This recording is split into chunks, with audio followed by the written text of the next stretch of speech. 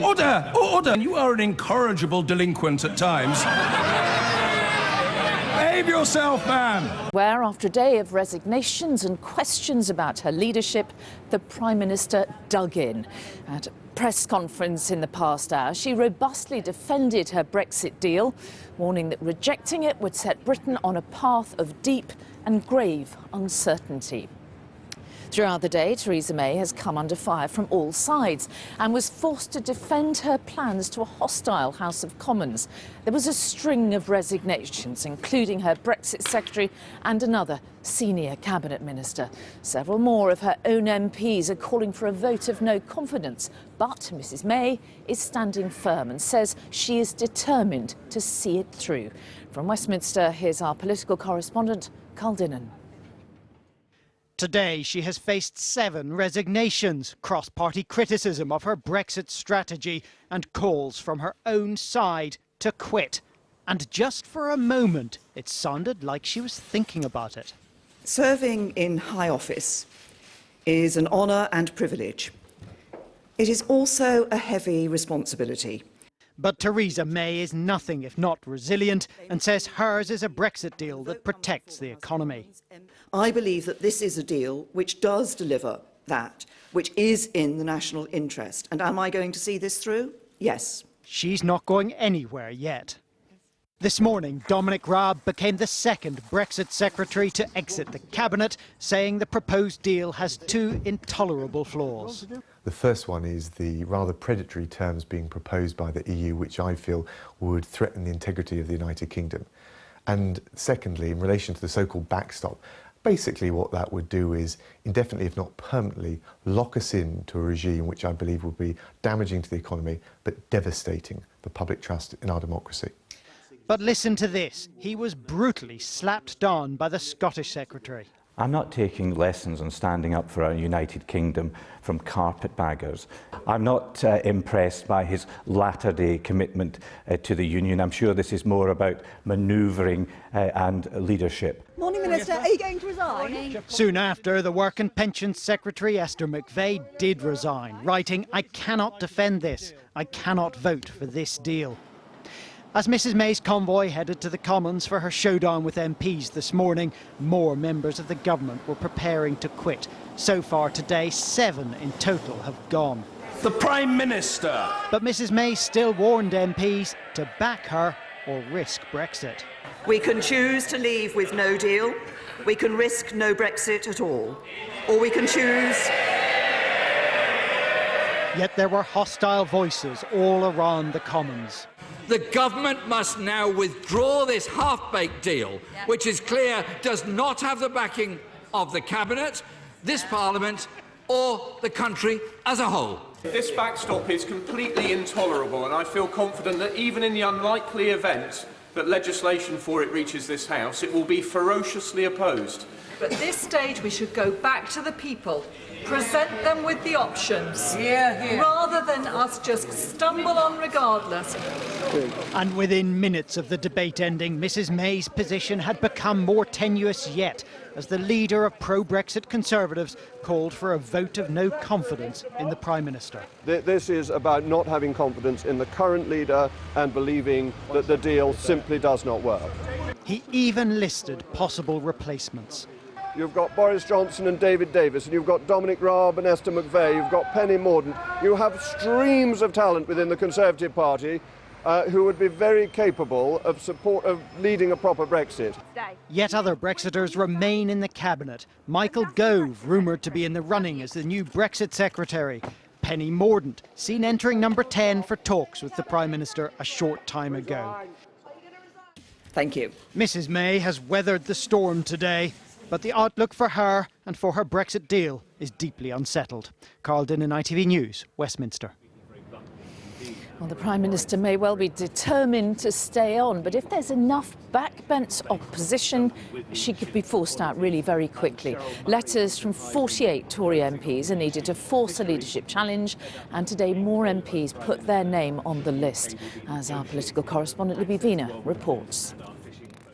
It is of considerable importance that politicians stick to their commitments. There seems little point allowing the captain to continue running the ship towards the rocks. I have lost confidence in Theresa May as leader and British Prime Minister.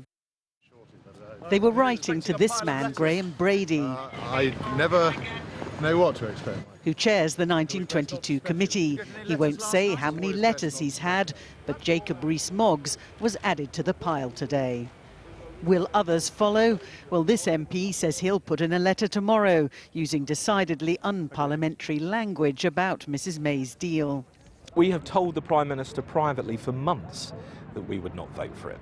But unfortunately, no one was listening at the other end of the conversation. And I have told my own whip, politely, I've known her for years, I will not vote for Chequers if she puts a shotgun in my mouth. If 48 letters are submitted to the 1922 committee, it will trigger a vote of no confidence, which could take place as early as Monday. If Theresa May wins, there can't be another challenge for a year. But if she loses, there'll be a leadership contest, which could take up to 6 weeks. So an EU summit in 10 days' time would have to be called off. I think there's probably every chance that there will be enough letters that go in that ask for a leadership contest. I think the Prime Minister will win that leadership contest, and I think that she will stay. She's shown remarkable reserves of resilience over the course of the last couple of years. But others say it shouldn't even come to that. All they are going to do is act as wreckers, because they do not have an alternative deal which is deliverable. They are probably deliberately pushing us into no deal, which is deceitful because they have not said so. And so all they are going to do is put at risk the government, the party and the national interest. And the Chief Whip says Mrs May's not going to give up now. Some people find this decision very tough, but the Prime Minister will not be bullied. It's true, more MPs are going public about wanting her to quit, but there are as yet not enough of them to force a vote. Libby Vina, ITV News, Westminster. The turmoil in Westminster has hit the pound and share prices of some of the country's biggest companies. Our business editor Joel Hills is overlooking the city. So, Joel, what exactly has been going on then? Well, look, Mary, the pound is widely seen as something of a Brexit bellwether. It's tended to move up and down since the referendum, according to political developments. And so this morning, no surprise, immediately after Dominic Raab announced his resignation, the pound fell sharply against the dollar, as you can see here, in a range of other major currencies, before stabilising as the Prime Minister made her statements in the Commons. On the stock markets, we saw big falls on some of Britain's banks. The share prices of some of our big house builders and supermarkets also slumped, though the FTSE 100 ended the day broadly flat. Now, these market moves suggest that investors are increasingly uncertain that the Prime Minister's draft deal will actually end up passing muster. There is a sense that it is already in trouble, but it's worth noting that the markets aren't pricing in an alternative outcome. Neither no deal nor a second referendum is being bet on heavily. Investors, it would seem, are as confused as the rest of us. One other development today, more businesses came out to support the Prime Minister's draft deal, among them the luxury car maker Aston Martin. But compared with a no-deal Brexit, it's a million times better than that option. That option for industry is a nightmare. It's a disaster. It ultimately is going to put people out of work. Now, he's backing the deal, but many other business leaders are actually keeping their heads down. It's worth remembering that most of them are actually backing Remain. They'd rather stay in the European Union. They're happy to endorse this deal because it's not no deal, but they're not doing so enthusiastically or indeed publicly. They're also looking over in the direction of Westminster, and they're seeing the direction of travel. And they're wondering to themselves, is it worth speaking up for a deal that may not clear the Commons? The risk here is ultimately one of humiliation. OK, Joel Hills, just outside the city. Thank you very much indeed for that. Well, events here are being watched keenly in Brussels, where EU leaders are now preparing for a Brexit summit at the end of this month. Now, Europe editor James Mates is there tonight. So, James, is this deal something that actually can be negotiated further? No, I don't think so at all. They didn't publish it last night till after they had the thumbs up that it had got approval of the cabinet in London. Michel Barnier handed a copy rather ceremonially to Council President Donald Tusk this morning. They knew that there were going to be difficulties getting it through Parliament, but they certainly hadn't expected the political situation to fall apart quite as comprehensively as it did. And on the question of renegotiation, well, an EU official here today said that given the red lines that both sides came into this negotiation with, neither really had any more room for manoeuvre. And Germany's Angela Merkel emphasised that today in a speech. She said, we have an agreement, basically that is it. Bear in mind that several European capitals are pretty unhappy that they think there have not been enough conditions attached to Britain's continued membership of the customs union on access to British fishing waters, for example, on level playing field, making sure that in future Britain can't undercut the European market. So they don't want to reopen it for that reason, at least as well. And certainly they wouldn't be wanting to give Britain any further concessions. Okay, James Mates in Brussels, thank you. And our political editor Robert Peston is here. Incredibly turbulent day. I mean, all sorts happening. Where now for this Brexit deal? Well, you've heard me say this a lot, but I've literally never seen events like we have witnessed today. A House of Commons where pretty much every MP who stood up, including MPs from the Prime Minister's own party, said they hated her Brexit plan because they see it as potentially trapping the UK under what they call the vassalage of the EU, not being able to escape taking EU rules forever. And they are all saying, not quite all, but most of them are saying, said in that debate, that they would vote against. And when you run the numbers, it looks as though when it comes to a vote, she will lose very significantly. But just now, over there in 10 Downing Street, she stood up and said, this deal is in the national interest, and she is not budging. She's pressing on to Sunday week, where she thinks this deal will be ratified in the EU, and she thinks, miraculously, her MPs will change their mind. Now, miracles do sometimes happen in politics, but this would be of a scale that I think none of us would expect. I don't see how she gets this deal through. OK, so she is saying she's holding firm, she's not going to budge. It may not ultimately be her choice, though, may it? I mean, what for her future as leader, as Prime Minister? Well, she said recently we were in the end game of Brexit negotiations. Many of her MPs are saying to me this is the end game of her time in office. You've been hearing that letters are going in that would force, I think quite soon, a vote of no confidence. Now, again, just now, she said she would stay and fight. She will not simply resign if a vote of that sort is called. But I just want to sort of read out, actually, a text that was just been sent to me by one of the rebels, and he said that while she was talking to the press, he was called twice with letters going in. Nothing has changed. He says it's all incredibly bad. Now, tonight, Michael Gove is considering whether to resign. If he becomes the third cabinet minister to go tonight, genuinely, I don't see how she survives. OK, Robert, fascinating. Thank you very much indeed. So, despite the chaos at the heart of her government, Theresa May claims she is not for turning. At a news conference inside Number 10 this afternoon, she defended her Brexit plan to the very hilt. Leadership, she said, was about taking the right decisions, not the easy ones, declaring she believed with every fibre of my being that the deal was right for the country. But all this after a day of deepening political turmoil. The first resignations came before 9 o'clock this morning, followed by a series of others, like toppling dominoes. At the same time, the plot against Mrs May's leadership thickens. Our political editor, Gary Gibbon, is with me now. What do we know of plots? This has, as you say, been the most extraordinary day, and we are not through all the drama yet. It is possible that there could be another major ministerial resignation. It looks as though Michael... You know who? Well, it looks as though Michael Gove was offered the job of Brexit Secretary, Dom Raab's job. But suddenly, Michael Gove, the man who sang the virtues of Theresa May's policy in Cabinet yesterday, seemed to be sort of frozen by this moment and felt that actually, now he thought about it, this wasn't a policy that he could take on. And I think he is currently wrestling with his conscience and with different voices in different ears.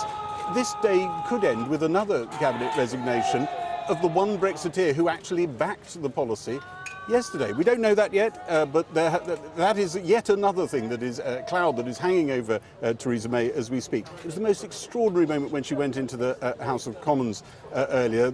Long time taking questions, the whole atmosphere very glum. It was an hour before one supportive Tory got up to say anything that she really wanted to hear about her deal. We calculate that 37% of the Tories who spoke actually backed her, so it did improve a bit later, but that really was nothing. And then, straight off the back of that, she had this uprising led by Jacob Rees-Mogg, people making a push for a vote of no confidence in her, fighting on another front. And talking to people tonight, it is very clear that the guiding principle of that uprising is people who want no deal. They don't trust her if her deal is blocked in the House of Commons, not to revert to no deal, even though she's always had this mantra, hasn't she? No deal is better than a bad deal. They don't trust her to do that. They think that she would suddenly leap over across the floor and cut some other deal with Jeremy Corbyn to try and get Labour on board, which will be much closer to Labour's very, very soft Brexit, and they're terrified of that. So action on many fronts, and of course this is exactly the moment when she wanted to be selling the deal. Everything else is blocking all that out. We saw a little bit of the grid that they wanted to be working to in terms of selling the deal. My goodness, they're off the grid. This is how the day went here.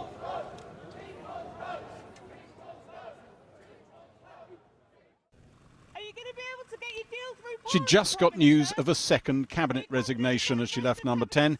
The Brexit Secretary, Dominic Raab, told her last night he couldn't stay in the government. And then she was off to Parliament. The Prime Minister! To defend a deal which MP after MP told her was already a lost cause.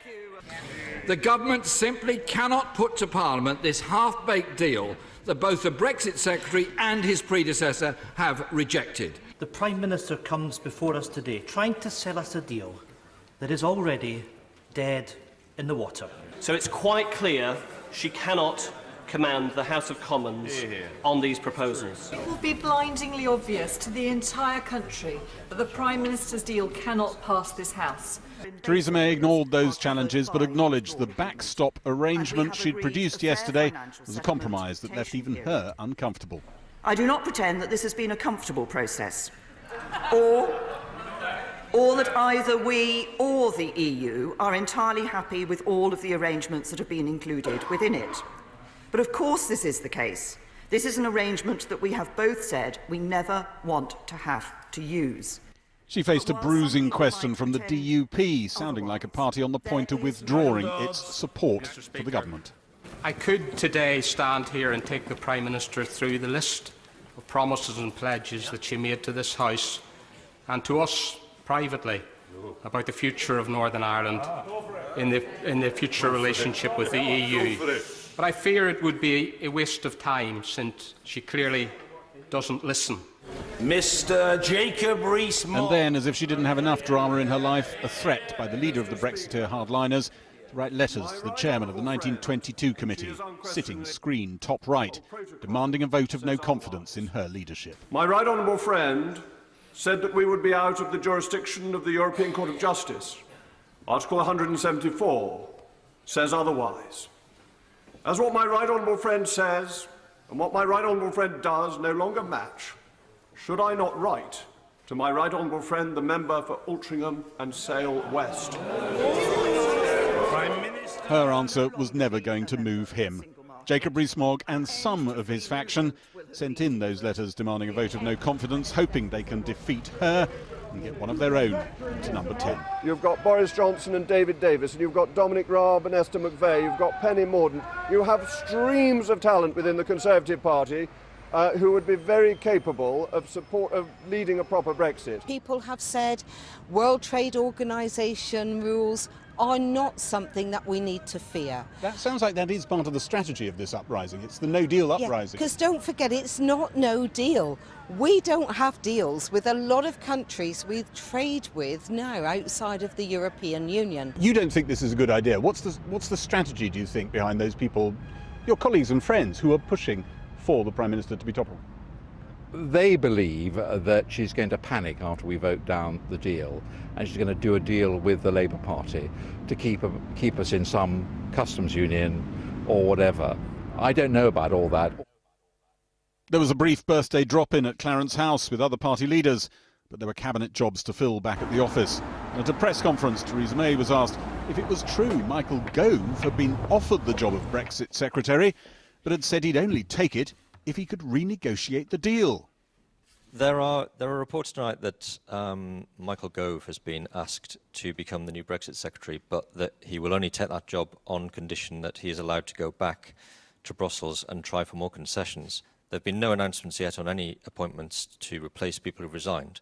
Are you struggling to find people who want to fill those roles? Now, I've had actually rather a busy day, as you might have seen, 3 hours in the House of Commons. Seriously, look, Michael has been doing an excellent job at DEFRA, and particularly in his defence of the fishing industry. Will there be any more resignations this morning? The Chief Whip, like the Prime Minister, fighting on two fronts tonight for her job and her Europe policy. The Prime Minister will not be bullied and will not change course, and the Government and the Cabinet made a definite decision to back the deal, and we'll be looking forward to the November Council. I'm going to have to go because the Prime Minister's making a statement. Get more resignations, Mr. Smith? I don't know. Does this look like a government that's disintegrating in front of you? It is dissolving today. Rallying for the Prime Minister has not yet hit fever pitch. It's been said there are some people in there, perhaps some surprising colleagues of yours, who are now beginning to think, well, maybe this whole project, the Theresa May project, her particular approach to Brexit, her premiership, is over. There may be people who think that. There probably are. But let those who think that come and say how they would do it differently and better. One of my cricket heroes was always Geoffrey Boycott. And what did you know about Geoffrey Boycott? Geoffrey Boycott stuck to it, and he got the runs in the end. Thank you. It's a line she's often used, but will it be enough? Gary Gibbon. Well, now with me is the Education Secretary, Damien Hinds, who seems to be talking for the government tonight. Hi. Damien Hinds, yesterday, Mrs May said it's my deal, or no Brexit. We're down to no deal and no Brexit, correct? No, I mean this is a deal that's the deal that the Prime Minister has come back with. Still a draft deal. There's still some more work to do in it. There's the European Council to come on the 25th of November. But it's a good deal for Britain. It delivers on the Brexit result, to end free movement, to stop giving money ad infinitum in large quantities to Brussels, but also in a way that's good for trade with Europe. I mean, we've heard all that from the Prime Minister. Well, no, it's important. Hang on, it's important. But let me put it to you this way. People's jobs. That the man who negotiated this, Dominic Raab, thought it stank so badly that he's resigned himself. So what was she doing defending something the person she'd employed to negotiate didn't want? Well, look, you've got to look at the deal that's on the table against some viable, alternative. And of course, people will find things that they don't like in what is quite a substantial package. And anybody probably could find something they don't like in it. But he negotiated it. But it is an overall package. And you've got to say, is there something else that's available which is better? There are people in this country who want to thwart the Brexit process altogether. You can hear some of them over there, and there are people in Parliament who believe that too. There are other people who want to have a no deal. I think either of those two things would be very bad for our country. Right. Well, and this deal is going to be good for our country. Will the next Brexit Secretary be able to renegotiate this negotiation? I don't think you can go back and totally renegotiate, because if you do... But will you be able to renegotiate bits? I mean, this is after months and months of negotiating to get the best outcome for our country. Also a good outcome for the others, but actually a good outcome for our country. And if we went back and tried to open it up again, I mean, you can't guarantee it would get better. Other things would be opened up as well. So if you can't get this through the House of Commons, that one is dead, and then what are you left with? Well, I think we can get through the House of Commons. But I ask you what happens if you can't. Well, I don't accept that premise, because what we're engaged in is making the case for this package and asking people, think about, don't just think, do you love this package? Do you like every element of it? But say, how does it compare to something else? Do you know something else which can be delivered, I'll ask you that very question. Which would be better? How does it compare with being in the European Union? It sounds a much worse deal.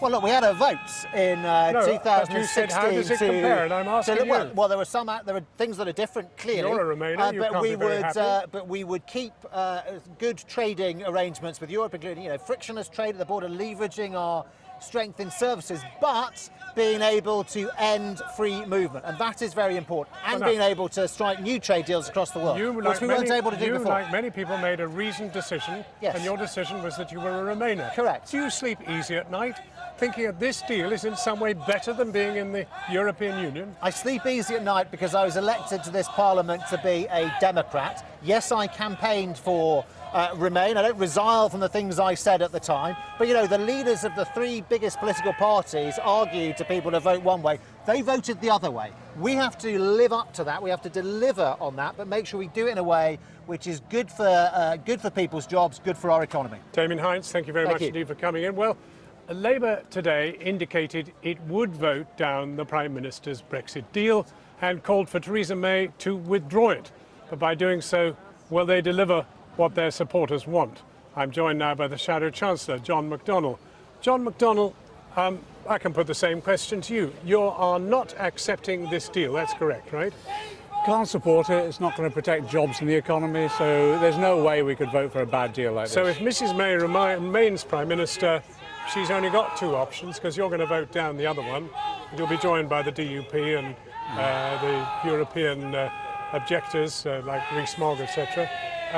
And you can defeat the government. Let's go through the options. I don't think there are only two. I think there's a majority in the House of Commons now opposed to this deal that she's brought forward. I also think there's an overwhelming majority, again, opposed to no deal. So people want to have some form of deal. We believe we can negotiate a deal which can protect jobs in the economy based upon a permanent customs union, close collaborative relationship with the single market, protecting workers, employment rights, consumer rights and environmental rights. For a moment? I mean, we're talking about a negotiation which will take months. Now, on March the 29th, we're supposed to leave the European Union. That's obviously becoming a very ludicrous date. We think if the government moves over, because they're only a minority government, it's a minority party in control of the government at the moment, let the opposition take over, we can get the negotiations underway. We think we can achieve a Brexit which will protect the jobs in the economy. And if the government doesn't move over, let's have a general election. Now, you see, the fact is that if you listen to many members of the Labour Party and many shadow ministers, they're not at all happy about any of this. But your leader, Jeremy Corbyn, is so opposed to the European Union that he would not brook any kind of relationship like this one, the one that Mrs May has articulated, which you're going to reject and agreed. But he wouldn't consider any possibility of remaining in Europe. No, what he said very, very clearly is what Labour Party policy is, that we want to create a negotiating environment, and we think we can do that in government. Yes, with a single market and with a that gives us a Brexit that will protect jobs in the economy. But that is precisely a Brexit that leaves no British power in Europe to negotiate any of these things. Well, I disagree. Rules will be set by people that I disagree, because if we're in a customs union, we're saying within that customs union we want to ensure that we have a significant say in future trade deals, which has a large market. But to have a significant say, you have to be members of the European Union. No, if you're in a customs union, that would be part of that membership. That would enable us to happen. With regard to a single market, that will give us the tariff-free access that we want. And we want to ensure that we have those protections for workers, environment, consumers. I think that's all achievable. Right. It isn't under this government. That's why we're saying move to one side, let us get on with the negotiations. If not, general election. You're a seasoned politician. You've been around a long time. What's going to happen? The way it's happening is so unpredictable. The Conservative Party are falling apart. You've seen today they've lost the support of the DUP. I can't see that they're sustainable in these negotiations. I'm not sure if they're sustainable in government. That's why I'm saying to you, in the interest of the country, move over. And you think you could win that election? Constitutionally, they should just move over and let us see whether we can form a government. If not, let's have that election. I'm confident that we can. John McDonnell, thank you very much for joining us. Well, the mood on the markets is volatile, to say the very least. City regulators summoned Britain's biggest banks today to discuss the turbulence after the continuing Brexit chaos sent the pound and share prices plunging. Business leaders had initially welcomed Theresa May's draft agreement, but now all those hopes of certainty seem to be as distant as ever. Our business editor, Siobhan Kennedy, has this report. While the politicians go hammer and tongs in Westminster, here they're hammering out metal packaging for big customers like Boots and the Body Shop at this factory in Thamesmead. The production line may be smooth, but the Brexit process that determines their future is anything but. This business encapsulates all the challenges of Brexit. It's seeing consumer demand falling here in the UK, while at the same time new potential customers are rattled. It's having to look for warehousing space to stockpile products, and it may even have to open new manufacturing facilities in Europe if there's no deal. Now extrapolate that to the tens of thousands of small and medium businesses in the UK, and it paints a bleak picture. And then came the resignation of the Brexit secretary himself. It's just completely crazy. I just cannot see how you could be part of the agreement that's being proposed and then you resign because of it. Like many companies, the EU represents a huge chunk, in Chris Saunders' case, 40% of his overall business. So if the already fragile deal is sunk by politicians, his business would be right on the edge. Worst case scenario, if there is a no deal, what does that mean for you? The only thing we'd be able to do is to look at setting up a plant in mainland Europe. And of course that will mean jobs will go in the UK and we would be certainly moving part of the operation over to mainland Europe. I don't think we'd have any choice. What are we going to do if we find ourselves in a no-deal situation? And it was that reality that was weighing heavily on the markets today. Here's what happened to the value of the pound the moment Dominic Raab tweeted his resignation at 8:53 a.m. And FTSE firms exposed to the UK economy, notably the banks and house builders, were also in the red as traders bet the chaos in Westminster would hit spending and investment, further dragging down an already sluggish economy. Nothing sluggish about a high-end Aston Martin. Of course, they're reserved only for the wealthiest, but it does employ hundreds of workers. And the boss of this most iconic British brand says even they're not immune. We still have to worry about parts. We run a just-in-time manufacturing system. We have generally 3 days of stock. We have 3,900 parts which are crossing the channel. One of those parts gets stuck at the port, production stops. Did you ever in your wildest dreams think that we would be here where we are today at the end of 2018? When the vote happened, I famously quoted that, for me, that it was unthinkable that you only needed to put sensible people around a table and you would inevitably come to a deal. I'm looking a bit foolish, I guess. He was one of the few bosses to put his head above the parapet. Even those in Theresa May's 5 business councils were decidedly camera shy. But these written statements from Airbus, BMW and Siemens to Channel 4 News echoed the wider sentiment. We look forward to further clarity and the removal of uncertainty. We recognise that the situation remains politically uncertain. We must therefore continue to prepare for the worst case scenario. Keep calm and support the deal. But it's a deal that's very much hanging in the balance. Last night it seemed the crisis had been contained. But today business fears their friction-free Brexit could be slipping away. We'll be back later in the programme with the latest from here in Westminster. Let's go now over to Matt, back in the studio. Thanks, John. So what's been the response from Europe? Let's call the whole thing off, according to European Council President Donald Tusk, who suggested that the EU was, of course, best prepared for a no-Brexit scenario. Quite the opposite reaction from the French Prime Minister, who said that Paris was getting prepared for a no-deal scenario. As I discovered in Brussels in the last 24 hours, all that talk of no Brexit and no deal overshadowed what the EU's chief negotiator, Michel Barnier, considered a proud and historic compromise. No, it's not an extraterrestrial spaceship, but the sphere of the European Council, which today seemed like a parallel universe to the shambolic events in London. Shuffling between EU buildings, Michel Barnier has been showing off his proud 585-page creation like a newborn baby. Here he was last night, lovingly cradling the document, the fruit of 17 months of painstaking gestation. Was he at all worried that it might be strangled soon after birth in London? The two negotiators, the two negotiating team have taken their responsibility. The British government has taken today, this evening, its responsibility. And now everybody on both sides have to take their responsibility. A tall order. Later, I try again. Mr. Barnier, Matt Price from Channel 4 News. How worried are you that the British Parliament will destroy all the good works of the last 17 months? I won't give you the answer. Yes. I think that everybody has to take responsibility. No? Yes. I don't want to comment what will happen in the domestic policy. Undeterred, Mr. Barnier carried on parading the creation around its new godparents. Early this morning, he allowed Donald Tusk to have a peek.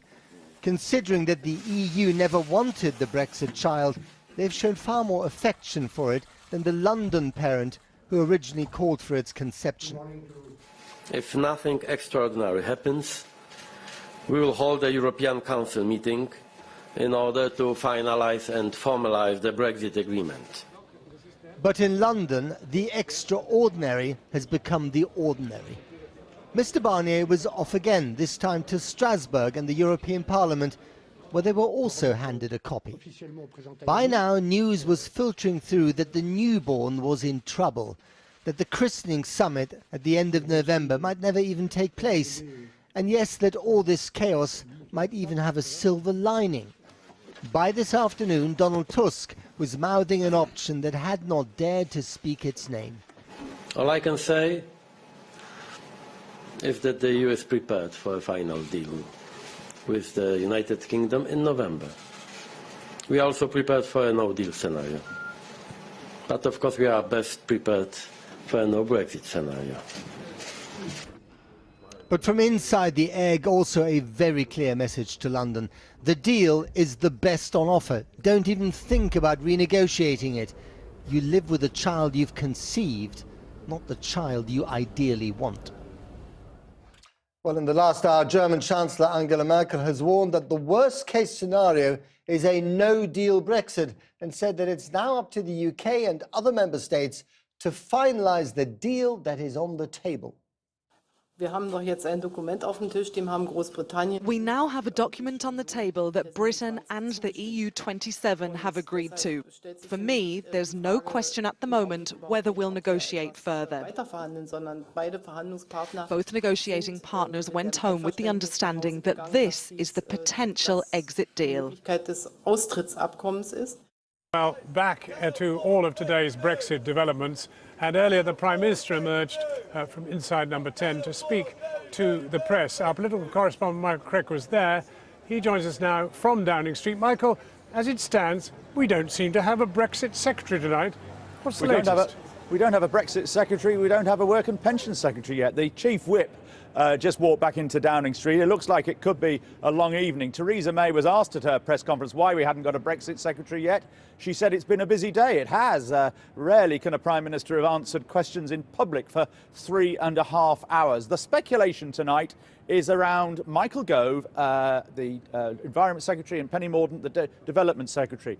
Might they resign? Might they be in line for new jobs? Michael Gove's thought to be mulling this over. Penny Mordaunt was in Downing Street for an hour after the press conference. She then drove herself home rather than go in a government car, but she said we shouldn't read too much into that, which suggests to me that she is staying on, but who knows whether she's got a new job. The problem with Brexit Secretary, of course, is that Brexiters have held that job twice before and ended up resigning because they haven't been able to influence the deal in the way they wanted. Michael, matters beyond that door behind you. A lot of talk today about a possible leadership election. Is it going to happen? Well, indeed, earlier this afternoon when Jacob Rees-Mogg announced he'd written a letter to Graham Brady of the 1922 committee asking for a no-confidence vote, it looked like they were going to reach the magic threshold of 48, which would trigger such a no-confidence vote. But that hasn't happened today. Earlier at lunchtime, I went to the meeting of the European Research Group, or rather I stood outside it. Unfortunately, there was a glass panel in the committee room door, so you could see what was going on inside. There were about 35, 40 people in there, including Boris Johnson, Ian Duncan Smith, the last Tory leader to suffer a no-confidence vote, but perhaps not the numbers that you might expect. The group is meant to be a fair bit bigger than that. And interestingly, it's clear there were divisions. Rees-Mogg was clapped and with the, the traditional thumping of the desks after he made his speech. But Sir Edward Lee came out and said there were differences within the group, and Rees-Mogg confirmed this later. There are those members of the ERG who think that a leadership a no-confidence vote right now would be counterproductive, that Theresa May would win it, and that would reinforce her position, and they couldn't then have another no-confidence vote under the rules for another 12 months. If one is to happen, it could happen as early as Monday or Tuesday if the 48 figure is suddenly reached. But at the moment, we've only got about 10 names that we know have written letters so far, but that could change tonight or tomorrow. But Theresa May made it clear in her press conference she's going to fight on. Michael Crick at number 10. Ken Clarke has long been one of the most pro-European of the Conservatives. Now his party is facing possibly the biggest crisis it's seen during the 48 years he's been spending in Parliament. He joins me now. Ken Clarke, can you think of any day as chaotic as this? No, we had quite a lot of crises when we were joining the European Union, when the party was split with Enoch Powell and the imperialists against us and relying on Jenkinsite Labour. We had a lot of trouble over Maastricht, which was very nasty. This is far, far worse, and it's more chaotic, and nobody has a clue where we're going in the next few weeks. Michael Crick was just reporting on the numbers of people that seem to be sending in letters to demand the head of Mrs May and an election. What's your view on that? A bit of a footnote, I think. And Brexiteers are doing that when they can't think of anything else to do, and they keep thinking that threatening her will get her to back down in their direction even further. But actually she will win a confidence motion amongst Conservative MPs. Perversely, it might strengthen her briefly, but it will rather divert us from the more serious business. How are we supposed to be looking after the national interests and avoiding damaging our trade, our investments, our jobs in the new year? Well, now she says that what is really preoccupying every fibre of her body is getting her deal through the Commons.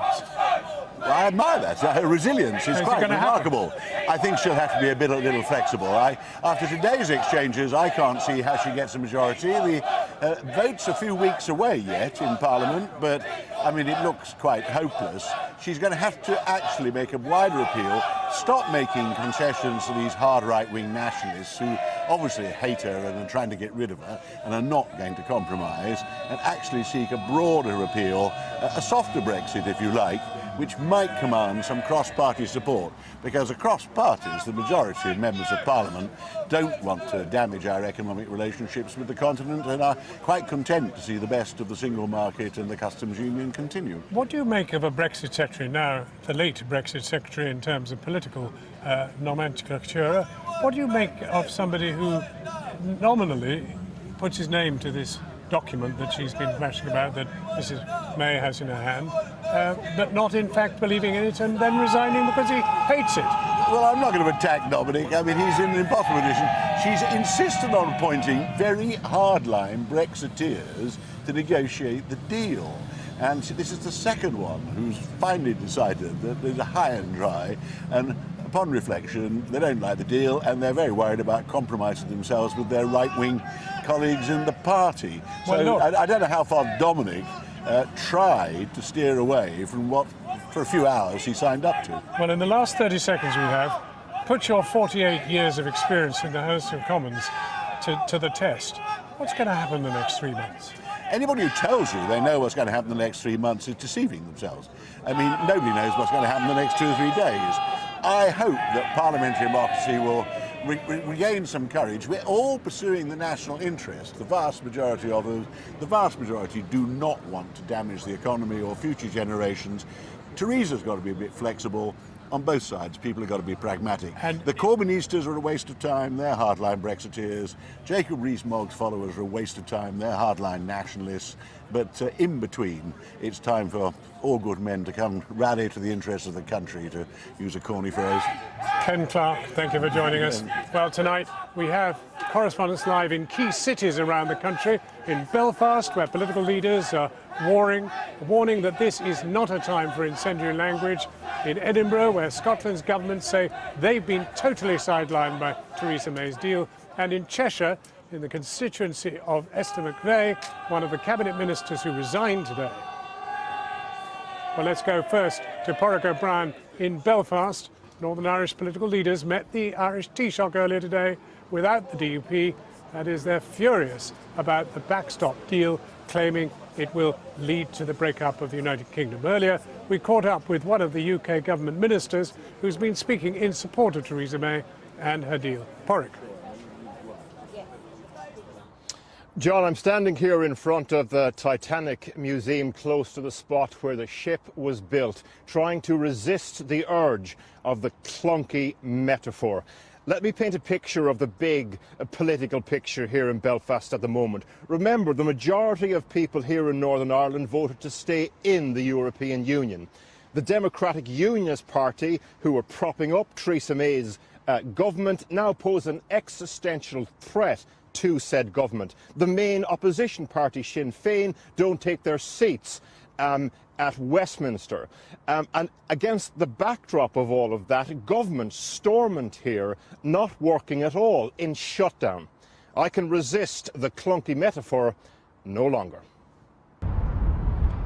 If the withdrawal agreement for Northern Ireland was an ocean liner, what sort of ship would it be? Two were built side by side on the docks here.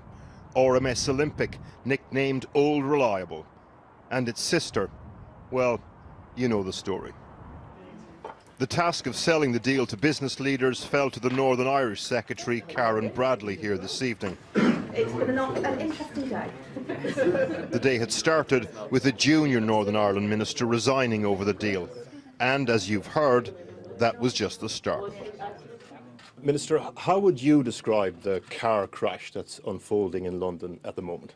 I wouldn't describe it in that way at all. I would describe it as a very difficult decision. And government takes difficult decisions, and this is probably one of the most difficult decisions that government faces. How do we deliver on the vote of the British people that was made 2.5 years ago to leave the European Union? And it's not easy, but I support the Prime Minister. There's no better person to do this job. I supported her for leadership in 2016 because this is a woman that gets the job done. Yesterday, businesses were digesting the draft agreement with cautious optimism, the DUP, though, doing the opposite. In Dublin, the Taoiseach was hailing it as a genuine economic opportunity for Northern Ireland. But that was yesterday. Today, the focus, what will become of Theresa May's government. I think it's going to wreck the country, to be honest with you. I think that it's going to wreck the government. It's going to wreck things back in Northern Ireland here. And I think the demand has to be general election now. We've had enough. But admiration for the Prime Minister too. For this lever cometh the hour, cometh the woman. I think what we've seen of the EU over the past couple of years really shows perhaps that that was the right thing to do. It's a bit like the Hotel California. You know, you can check out any time, but you can never leave. At least one vote of confidence then in the captain. We struggle to find anyone though here with much confidence at all in the ship. Our Scotland correspondent Kieran Jenkins is in Edinburgh. Nicola Sturgeon has accused Theresa May tonight of provoking a shambles and ignoring Scotland's interests altogether. No love lost there then, Kieran? Absolutely not, John. The First Minister raging at the mess she says the Tories are making, chaos that she says makes the case for independence stronger every day. But you know what? Nicola Sturgeon's comments weren't even the most vicious levelled at a Tory from Scotland today. That came from within their own ranks, from the Scottish Secretary himself, David Mundell, in a savage interview about the Brexit Secretary, the former Brexit Secretary, Dominic Raab over his resignation, which is funny because David Mundell and Ruth Davidson widely thought to have hinted themselves that they would quit over fishing or the integrity of the union, which of course many Tories believe is under threat in this deal. Both are now staying, both say they're satisfied. How satisfied is the fishing industry tonight? Have a watch of this. As the boats came in at Peterhead this morning. You were at sea when this Brexit deal was agreed. I haven't heard anything about Brexit.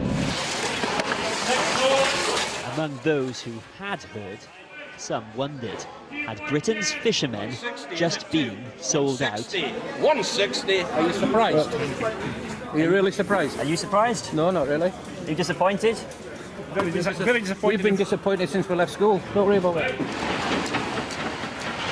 The deal, says the Prime Minister, means we're leaving the common fisheries policy, the EU rules over fishing access. An essential condition for the single customs territory to cover fisheries. And in its place, says the EU's chief negotiator, will be a new agreement over fishing access. Michel Barnier is already talking about access to waters and fishing opportunities as part of the new agreement. That means we don't get our waters back. Don't get your waters back. On the back of us together. It was hinted Scottish Tory leader Ruth Davidson and the Scottish Secretary David Mundell might even quit if the deal compromised fishing or gave a different status to Northern Ireland. Can you sell it to the Cabinet, Mr. Raab? Resigning ministers, including the Brexit Secretary, believe the agreement would undermine the union. Does this agreement meet your needs? But Ruth Davidson and David Mundell believe their red lines have not been breached, the latter now openly scrapping with his former cabinet colleague.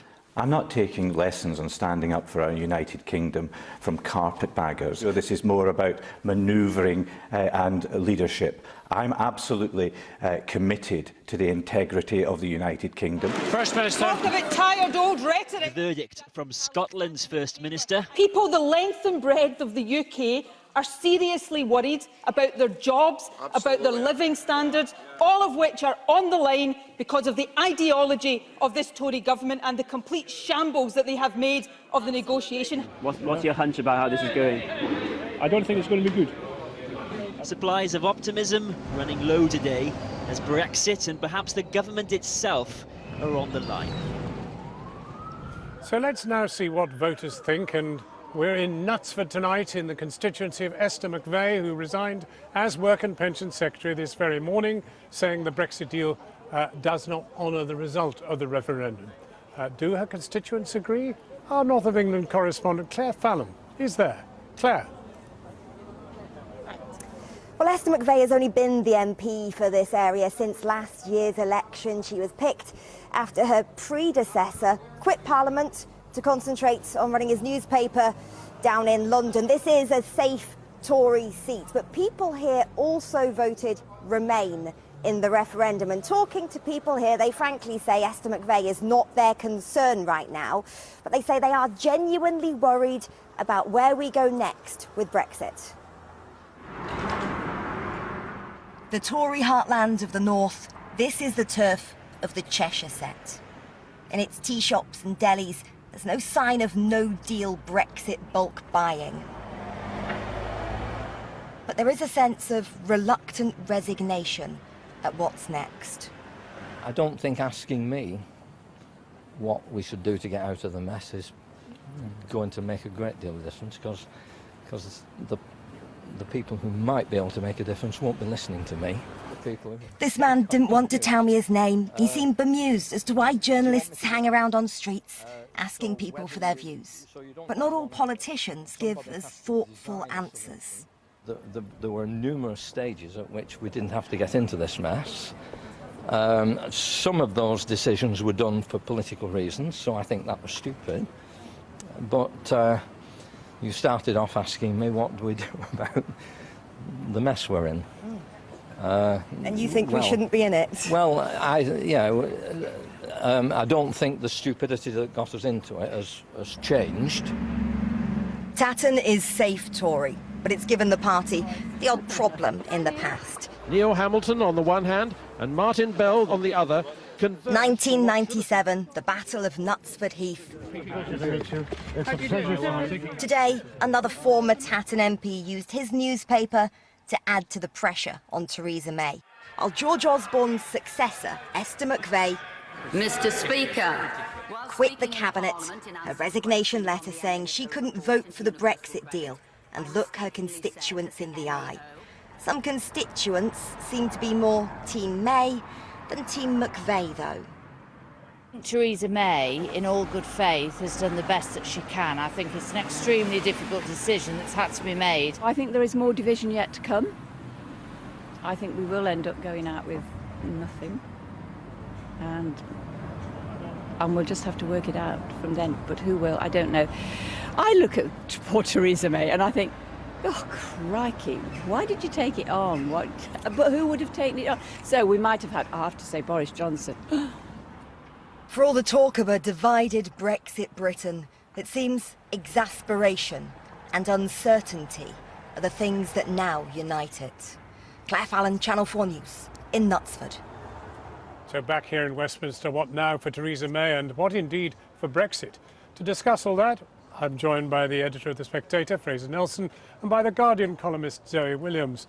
Fraser Nelson, what do you know, or what does your very profound ear to the ground tell you of the real threat to Theresa May? Well, there's a lot of discontent, but the ERG, the European Research Group, they had a WhatsApp discussion today saying, is it time to go in for the kill? And they thought, no, not now. If we did a leadership coup right now, a confidence motion, she would probably win. Under the Tory rules, if she wins, she's safe for a year. You can't challenge her until well into the other set of negotiations. What about these letters, though? Well, we've had Jacob Rees-Mogg and about 15 other Tories say they've sent them in. They need 48. But the rest will come in a batch. Other Tories who want her gone are keeping these letters in the envelopes, so they coordinate, but don't want to let them dribble. They want to control the time of the challenge if it comes, and they think today that the time is not now. And even if the challenge comes, is she in trouble? Well, that's difficult, of course. You know, she once had lunch with a senior chap in politics, saying how much. Oh, David Cameron, right? And he basically, she asked him, like, how much do you have to win by the confidence motion to survive? And he was saying, 1. And she goes, yes, that's what I think. So her rationale is, if you won even by 1 in the confidence motion, then you'll still be all right. Practically, is that true? I doubt it. Do you imagine hundreds of Tories vote against you, or 100? Could you really survive? But she is willing to stare them down, thinking, and she could be right, but none of them have actually got it together enough to challenge her.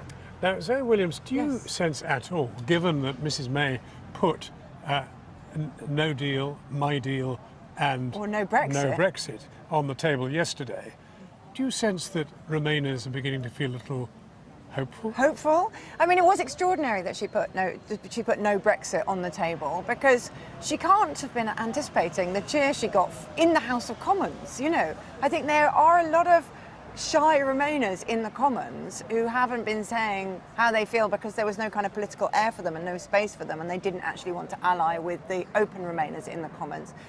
You know, I'm a Remainer.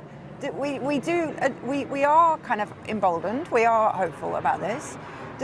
But the only way I see it, I agree with Fraser. I don't think the chances are very high of a no confidence motion. I don't think the chances are very high of a general election. But I do think the pressure is building. I think if the deal doesn't go through, which it won't, the pressure for a second vote is really building. Are you surprised, or perhaps do you find it inevitable, that Labour appears not to be exerting any pressure on anybody anywhere at the moment in this contest? That's a very loaded question. It is a loaded question. I'm not particularly surprised. I mean, why interrupt your enemy when they're making a mistake? Tories are beating each other up so much, we don't really need the help of the Labour Party. I mean, Jeremy Corbyn's quite zen about Brexit. He doesn't really talk about it either way. Yeah. That isn't hurting him too much in the polls, as far as I can work out. I don't agree with that. I think if he were more... to be honest, if he'd responded more to the democratic pressure in his own party, I think he'd be higher in the polls. I think it's extraordinary that Theresa May can be operating like this and still be beating him in the polls.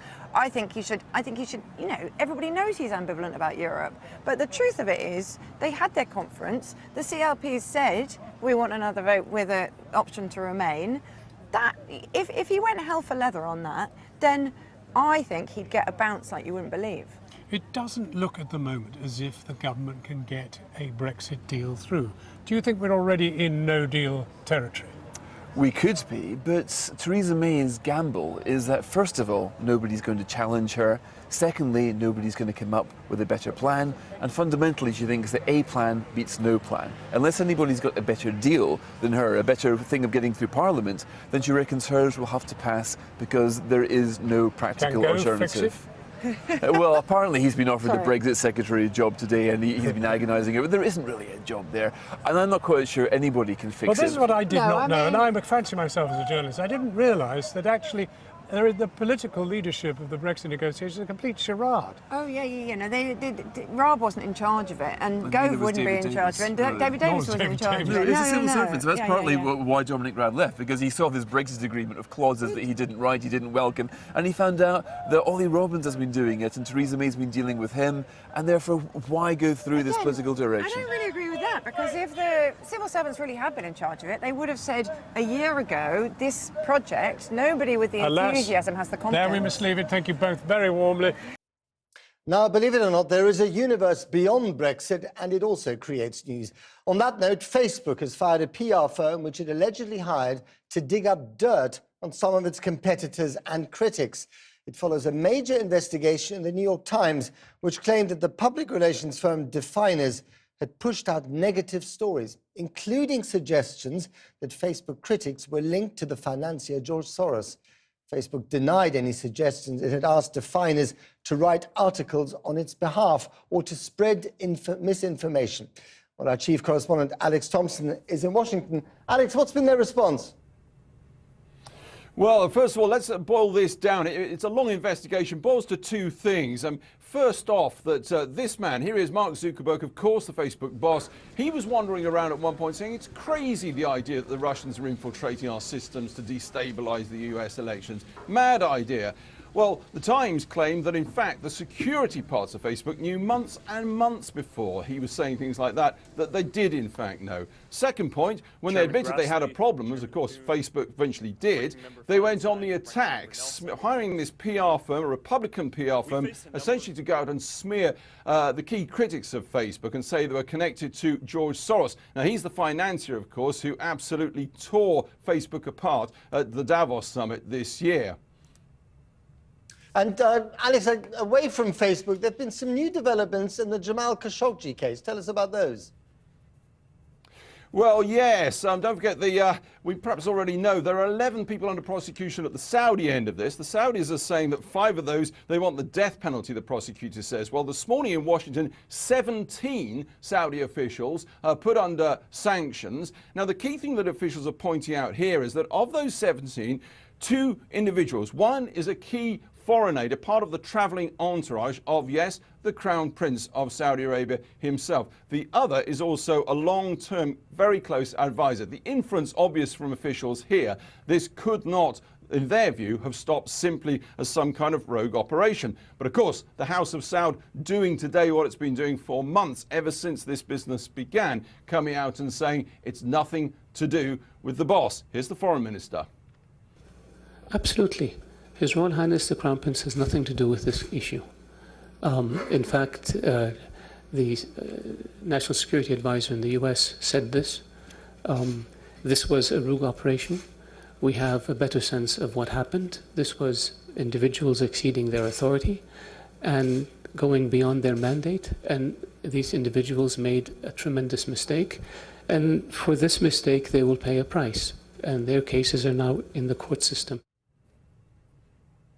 Well, yes, the flames, if you like, are getting nearer to engulf the key man there, whatever the House of Saud may say. But let me take you back for a moment, because we've heard about what the New York Times is saying about the Facebook issue.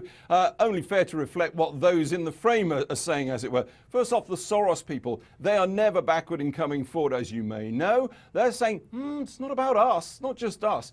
They say Facebook represents, as currently operating, a fundamental threat to democracy, to the fundamentals of the US Constitution. They're playing it big, they're playing it wide. But this is what they said, this is the key part of their statement today. Have a look at this. They're saying the company, that's Facebook of course, should hire an expert PR to do a thorough investigation of its lobbying and PR work.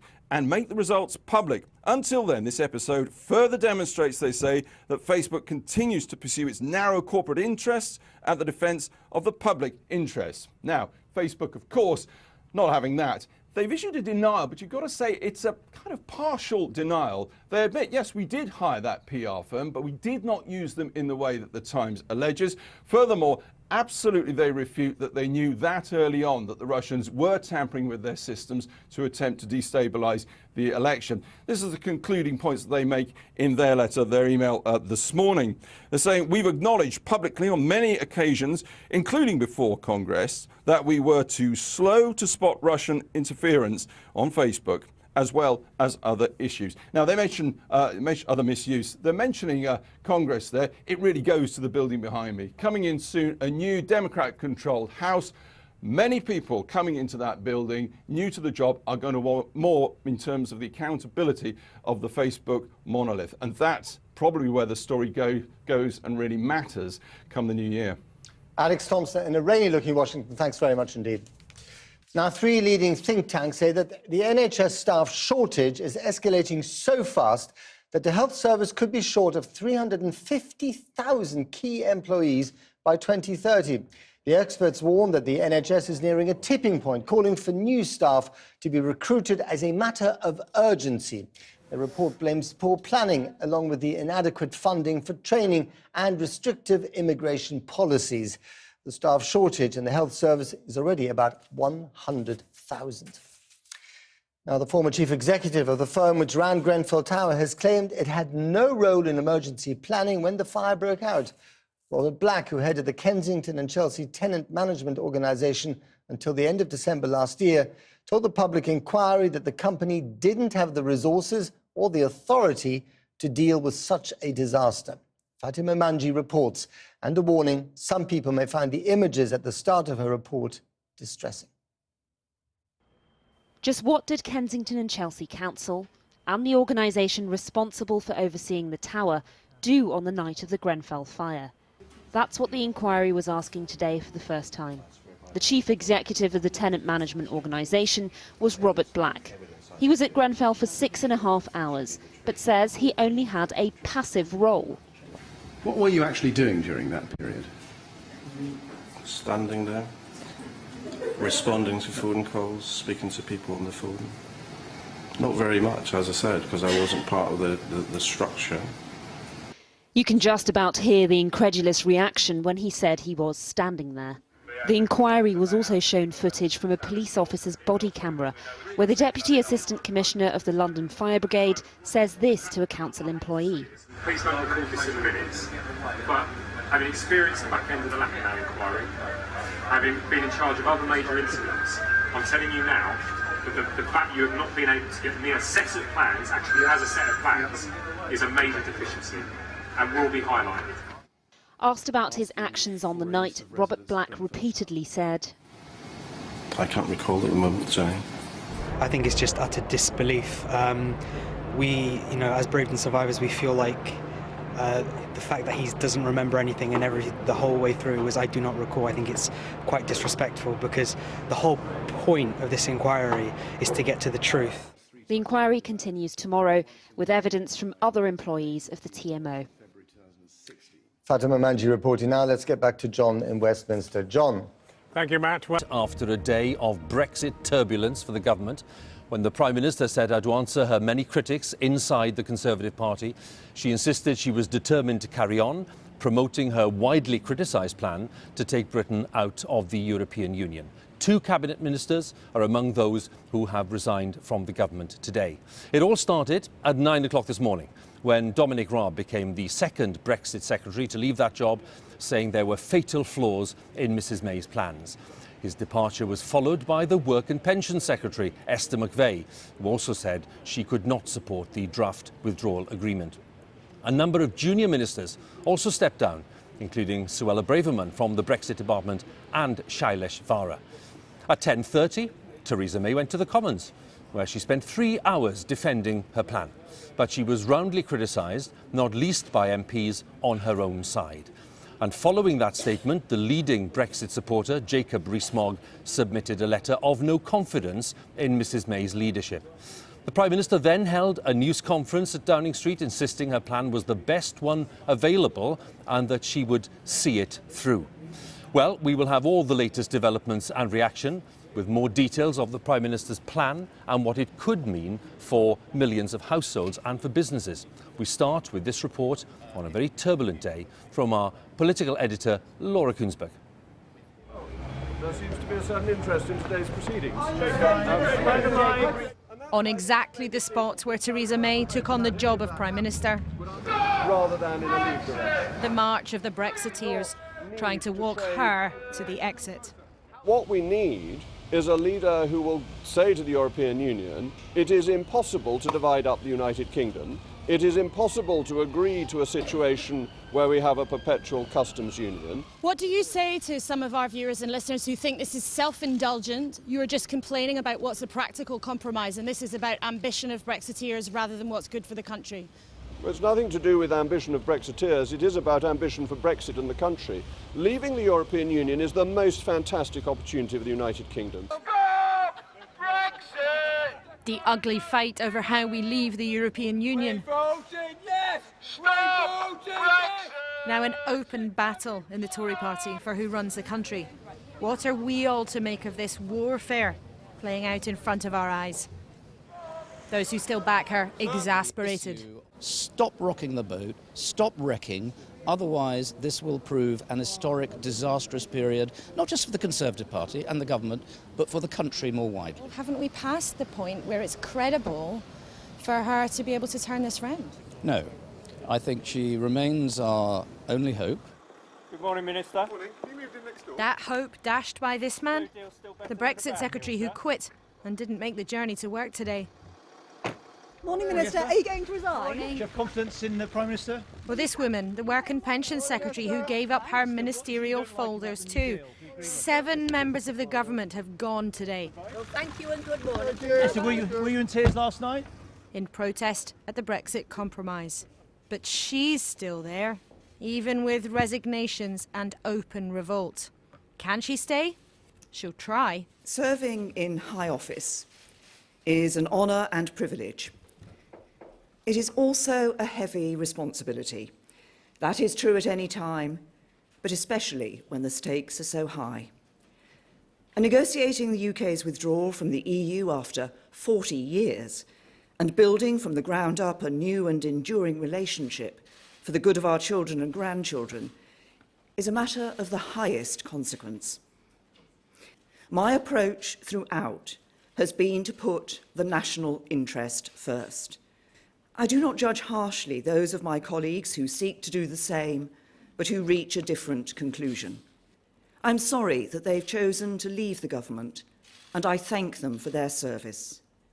But I believe with every fibre of my being that the course I have set out is the right one for our country and all our people. And Prime Minister, is it not the case now that you are in office, but you're not really in power? I'm going to do my job of getting the best deal for Britain. I'm going to do my job of getting a deal that is in the national interest. When the vote comes before the House of Commons, MPs will be doing their job. And am I going to see this through? Yes. She's just made it plain she wants to stay, but she may have to go. With her party in revolt, colleagues departing, some organising to try to shove her from office. This decision is not Theresa May's alone. This could be a gale that sweeps through in a couple of days, or a storm that brings the Prime Minister and her government down. And she can't ignore this. Listen to the now departed Brexit Secretary, condemning the deal. Dozens and dozens of his colleagues hold this view. I fought very hard to get a deal that I could in good heart and good conscience take to the country and to my colleagues. But actually, if you look at what's being proposed now, is not only, in my view, damaging to the economy, but it's impossible to reconcile with the promises we made at the last election. Now, would you forgive some of our viewers, including lots of people who might have voted for Brexit, who'd be really angry at people like you who campaigned for Brexit? Now it gets difficult, now it gets really hard, and you walk away.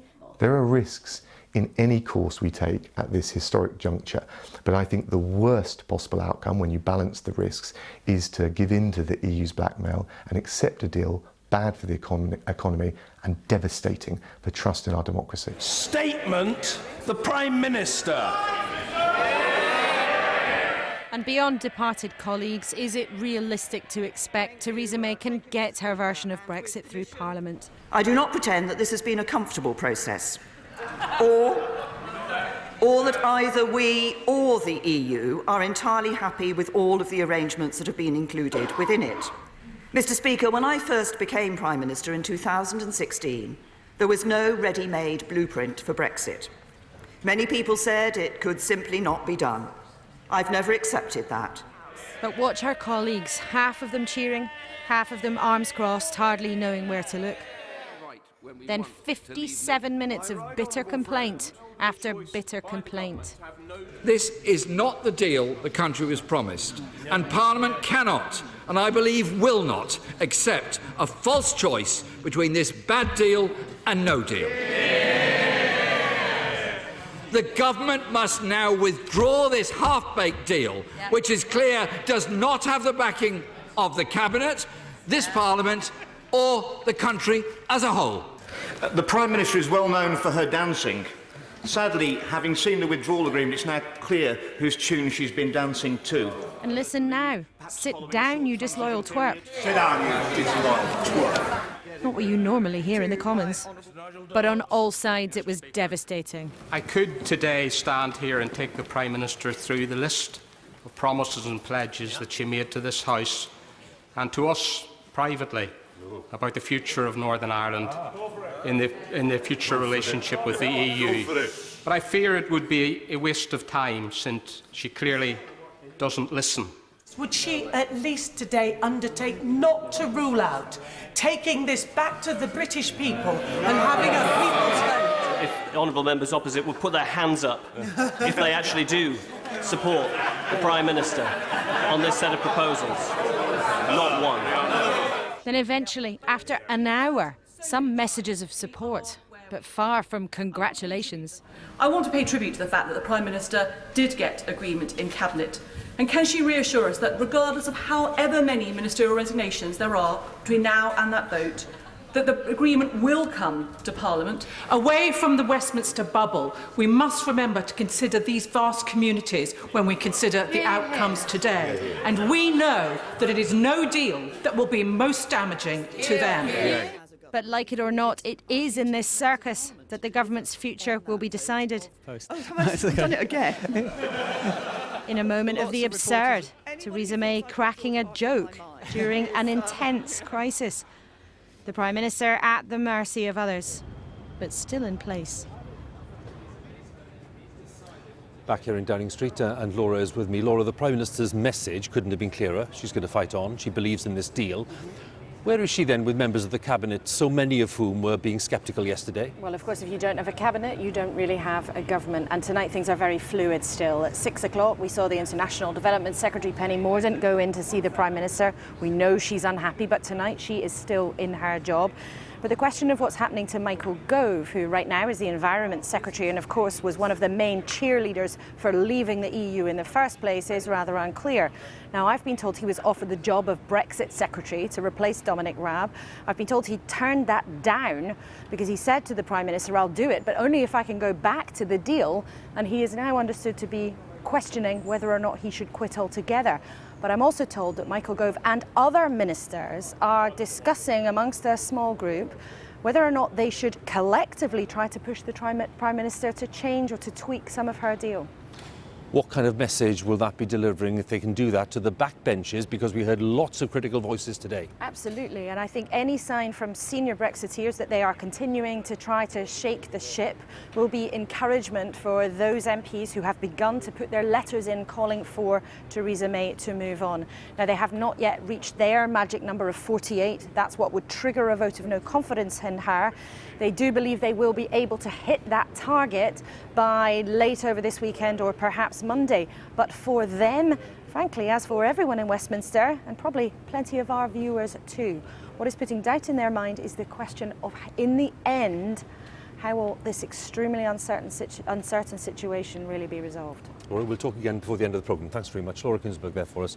Meanwhile, in Brussels today, the EU's chief negotiator, Michel Barnier, has formally handed over that 500-plus page draft withdrawal agreement to the President of the European Council, Donald Tusk. Let's talk to our Europe editor, Katja Adler, who's in Brussels for us. And Katja, we've heard time and again today in the Parliament here that some people think a different deal is possible, that somebody could go back to Brussels and get a better deal than the one they've got. What's the view there? Well, I have to say here in Brussels, everybody is looking at the UK intrigued, fascinated, open-mouthed. One of my high-level contacts described what they saw in the UK today as a political horror show. But overly concerned EU leaders don't seem to be. We heard from the German foreign minister, for example, this afternoon, who said a strong reaction in the UK was to be expected because, after all, he said, in the UK, people feel very strongly about Brexit and therefore a Brexit deal as well. You see, Hugh, two EU leaders, they see Theresa May as their main interlocutor. So cabinet ministers, Brexit secretaries can come and go, but she is still standing for now. And today she was sounding very determined. And so EU leaders have cleared their diary for the 25th of November. That's when they want to sit down with the Prime Minister and sign on the dotted line of a Brexit deal. And frankly, in EU circles, there's a sigh of relief at the thought of that, because EU leaders feel they've got enough uncertainty around them with the politics in Italy, in Poland, in Hungary, Donald Trump in the White House. They'd like to put this chapter behind them. There is zero appetite here, zero, Hugh, to rip up this withdrawal agreement and start all over again. But you don't see Angela Merkel and Emmanuel Macron rushing to the microphones and TV cameras to say this, because they know that won't help the situation in the UK at all. Katja, many thanks again. Katja Adler there for us, our Europe editor in Brussels. So just to underline once again, at the heart of today's heated debate is that draft withdrawal agreement agreed by London and Brussels, published by the EU last night, as Katja was telling us. And that agreement is specifically about the manner in which the UK leaves the EU. It is not about any permanent future relationship. Our correspondent Chris Morris of the BBC's Reality Check has been studying the 500-page agreement, and he joins us now with his analysis. Chris. Thanks, Hugh. Yes, amidst all the political turbulence, it's this hefty legal document that has prompted so many resignations from the government, especially over issues related to the Irish border. This draft withdrawal agreement sets the terms of our departure from the EU and provides for a transition period after Brexit, which would apply until the end of 2020. But it's what happens after that which has caused all the bother. If a long-term trade deal isn't ready and transition isn't extended, you're left with the so-called backstop. That's the guarantee of last resort that there will be no return to a hard border in Ireland under any circumstance. The No Hard Border plan, if it were needed, would create a temporary customs union with the EU, covering the whole of the UK. They're calling it a single customs territory, with no customs checks between Great Britain and Northern Ireland, and none with the EU. But Northern Ireland would be even more deeply entwined than the rest of the country, both with EU customs rules and with the rules of the single market. That, specifically, is one of the reasons why Dominic Raab resigned as Brexit Secretary. The government argues Northern Ireland would enjoy the best of both worlds, frictionless trade with the EU and with the rest of the UK. But that's prompted the Scottish Government to ask why it can't have the same. Scotland can't because the backstop wouldn't get rid of all border checks for trade with the EU from elsewhere in the UK. The truth is, no one really likes the backstop, but neither the EU nor the UK could get rid of it on their own. This draft says it would have to be a joint decision. And that fear that the UK's hands could be tied was another big cause for concern in resignation statements. It's also worth remembering that the withdrawal agreement doesn't really focus at all on the UK's long-term relationship with the EU after Brexit. But there is a separate outline political declaration, just a few pages long for now, that starts to do that. Behind the scenes, a lot of progress has been made on issues like security and foreign policy. Pinning down a comprehensive free trade deal, though, will take time. Now, the political declaration says ambitious customs arrangements in the future would build on the controversial single customs territory set out in this withdrawal agreement. But that's just created further suspicion among Brexiteers, which the government says is totally unfounded. And the Prime Minister has warned that if her deal is voted down, no Brexit at all could be the possible outcome. Hugh. Chris, many thanks again. Chris Morris there of the BBC's Reality Check. And as Chris was saying, all along, one of the biggest disputes has been the future of the border between Northern Ireland and the Republic of Ireland. This would be the UK's only land border with the EU after Brexit. It's a dispute that's resonated powerfully both north and south of the border, as our Ireland correspondent Emma Vardy explains now. Who's scoring here? It was a goalless draw as Northern Ireland took on the Irish Republic in Dublin tonight. But Theresa May's been trying to present the draft Brexit deal as a win for both sides. It's not really Dublin's problem. So yeah, they can just sit and watch it all unfold in Westminster. Best case scenario, Northern Ireland would be the Hong Kong of the UK. It's the place to do business if you want to do business with Europe easily, but at the same time without feeling like you've got difficulties actually within the United Kingdom. The Brexit deal could keep Northern Ireland more closely tied to EU rules, so trade can flow freely between the north and south of this island. Some Northern Ireland businesses believe that's a benefit. From first impressions, we thought it was business friendly. We welcomed the fact that we had open access to both the GB and EU markets. One of Theresa May's closest allies came to rally support for her plan. When people actually sit down and go through the detail, and it is incredibly technical detail, and they see the safeguards that have been put in place, and they see the way that the people of Northern Ireland have been put at the heart of this, they will see that this is the right deal for the United Kingdom. But she's not cheering.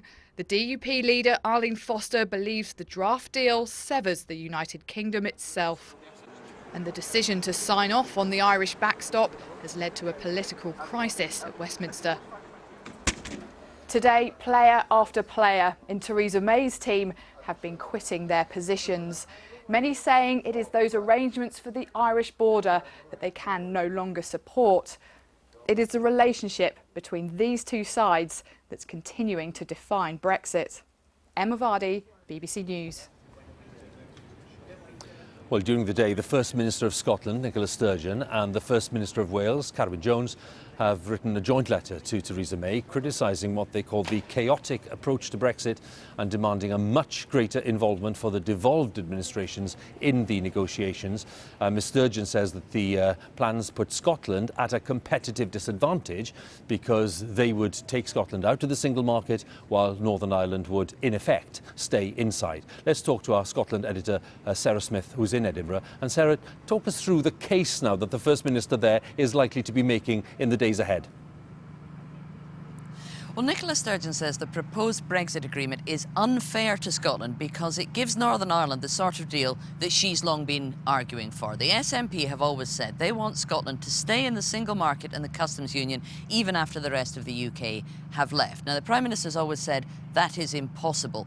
But, say the SNP, hang on, if you can have separate arrangements for Northern Ireland, then why can't Scotland operate under different rules as well? That's the case they will continue to make. It's the case that Scottish Tories have long feared. That's why they've always said they would not accept any deal that undermined the integrity of the United Kingdom. Well, Theresa May was spared any resignations from her top Scottish team today. Senior Conservatives here say they are satisfied that this deal does protect the union.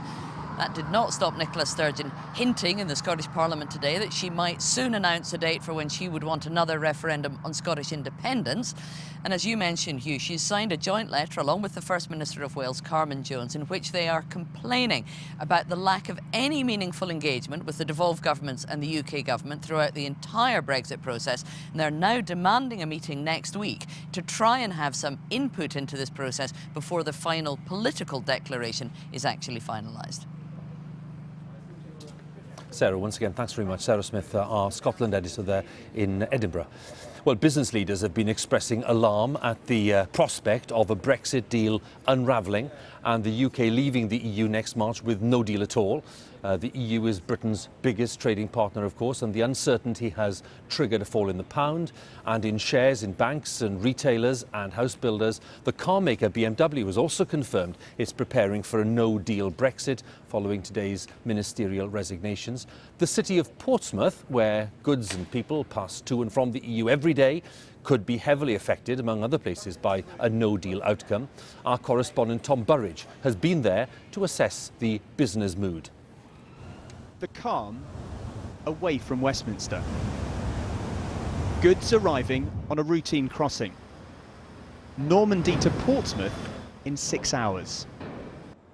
Everyone, whatever their politics, wants goods to continue to roll off and on these boats with ease after Brexit.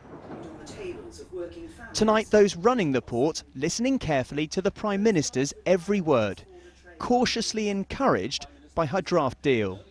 The most important point that she made during her speech, I think, was about the importance of just-in-time manufacturing and the businesses that rely on us and the hauliers that rely on companies like Brittany Ferries to transport goods seamlessly between two countries. But things are still anything but clear. Business needs certainty. Business needs certainty. Our customers need certainty. That's passengers and freight. And I think the country needs certainty. We need to give people the opportunity to plan for the future, to plan with confidence. Until there is clarity, until this deal is ratified, we will continue to prepare for a worst case scenario and a no deal scenario. Hundreds of lorries cross into Europe from Portsmouth each day. A quick scan and they're on their way. One driver heading to Spain today told us he'd change jobs if he had to wait hours for customs checks in the future. If they will change Britain to get back to make custom controls, I will definitely leave this job. The Lib Dem Council, which owns the port, says any change to the way we trade with Europe will be bad for business. This is probably the best that could have been achieved, working within the red lines that the government have set. But by saying we didn't want to be part of the customs union, by saying we didn't want to be part of the single market, the government restricted its freedom of movement enormously, which has ended up us getting this really rubbish deal. Working out how to leave the EU was never going to be plain sailing. But the priority for this port is that cargo and passengers continue to flow freely. Tom Burridge, BBC News in Portsmouth.